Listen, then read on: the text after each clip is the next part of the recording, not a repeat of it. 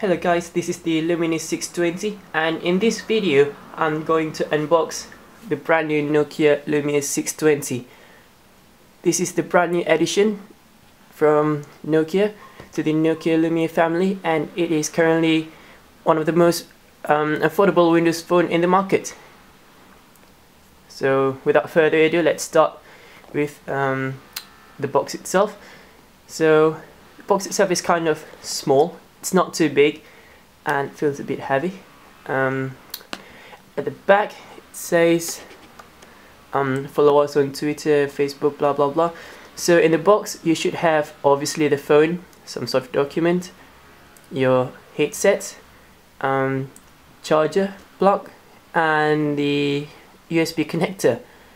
And Nokia Drive, Nokia Maps, Nokia Music, all of these are included in the phone. And it runs on Windows Phone. Apparently it runs on Windows Phone 8. It has a Snapdragon Qualcomm chipset and a Dolby sound. So that's pretty much it, I believe. So let's start with the unboxing. So there is a thing over here, so you pull it out, there comes the phone. Okay, so this is the Nokia Lumia 620, so I'm just going to put that aside. So let me remove the top layer first, and the first thing is the document which says welcome to the Nokia Lumia 620. So basically this is just a quick start guide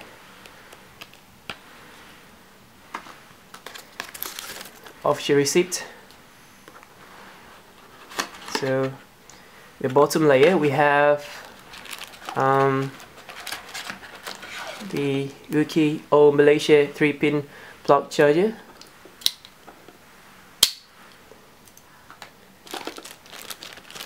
a USB connector which goes from a typical USB to a micro USB connector over there, and finally inside the box we have a headset, which is, unfortunately this is not an in-ear headset. As you can see, this is just a typical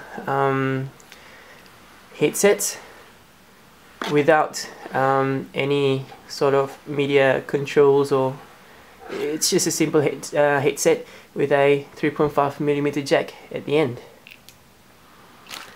So let's put all of this stuff aside and take a look at the phone itself.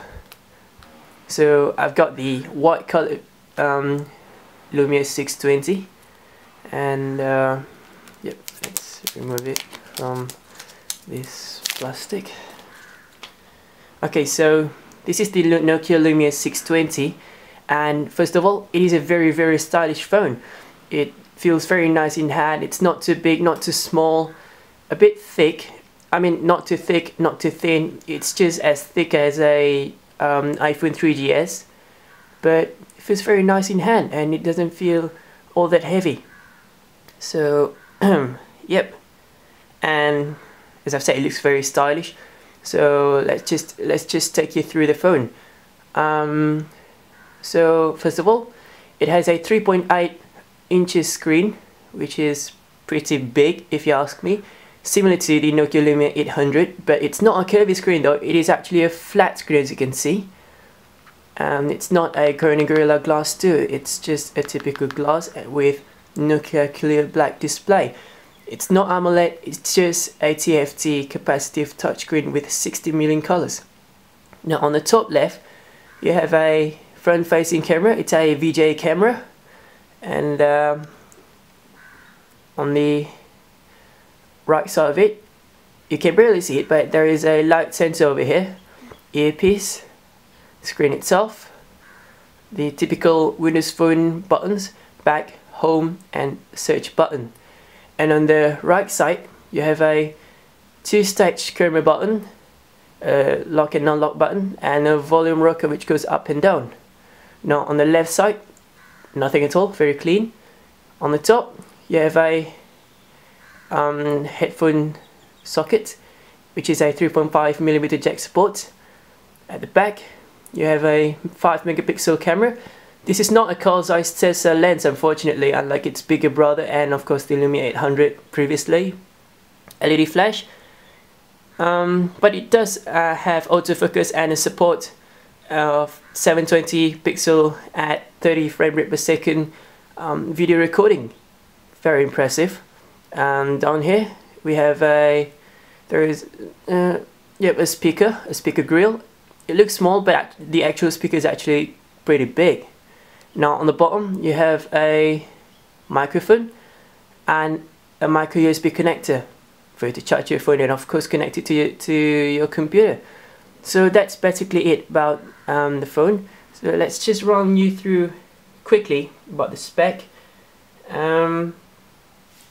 This is among the only Lumia, the Nokia Lumia, that has a MicroSD card support, and it can support up to 64 GB of memory, and the internal storage is actually 8 GB, but the RAM itself is just a bit too small, 512 MB, similar to the Nokia Lumia 800. Well, it has 3G, wireless network, Bluetooth 3.0, NFC enabled, yep, and of course the micro USB 2.0 support. So it runs on Windows Phone 8, as I've said. So it runs on the latest Windows Phone, unlike its smaller brother like the Lumia 800, 710, all of those runs on Windows 7, but we will get the Windows Phone 7.8 update later on this year, 2013. But this one has got the Windows Phone 8 Apollo, and so far I've seen some reviews and they are bloody fantastic. It has a GPS and all those stuff you used to have in a smartphone, and this back cover is actually interchangeable, so you can change it to any colors that you want once the back cover is on sale. And I'm pretty sure it's gonna be expensive because the back cover has the NFC thingy, so yep.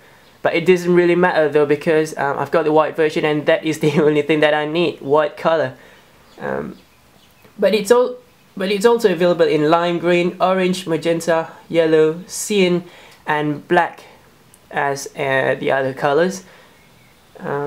Finally, it's let's talk about the battery itself. It's just you know, for a smartphone like this, the 1300 milliamp power battery is not really impressive. The furthest that I've heard people can go is around 15 hours with mixed use condition. So I mean, it sounds great, but I expect more, because you know, this is a smartphone.